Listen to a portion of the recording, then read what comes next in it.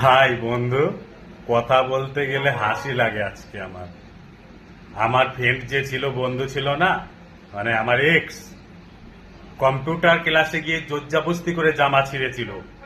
সেই কথা যখন আমায় এসে বলল বাড়িতে, তখন মা ধরে, তখন মা তো বকতে লাগলো কি করে জামা ছিঁড়লো। মার কাছে মিথ্যা কথা সেদিনও বলে বেড়ালো, এমনি ছিল মা, খেলো বকাটা মার কাছে। কিন্তু তখন কিন্তু মা গুরুত্ব দেয়নি যে মেয়ে কোথায় যাচ্ছে। আর সেই মেয়ে সেই ছেলের সাথে সেন্স হারাইয়ে, সেন্স হারানোর ওষুধ খাইয়ে তার সাথে খারাপ ছেলের ছবি তোলা, আর সেটা নিয়ে তুই আমার সাথে গন্ডগোল করলি। আর সেটা করলো কে? তোর বেস্ট ফ্রেন্ড। কথাটা তুই আমাকে বলেছিলি, মনে পড়ে ডিয়ার এক্স? অনেকদিন বলি না, গালি দিই না।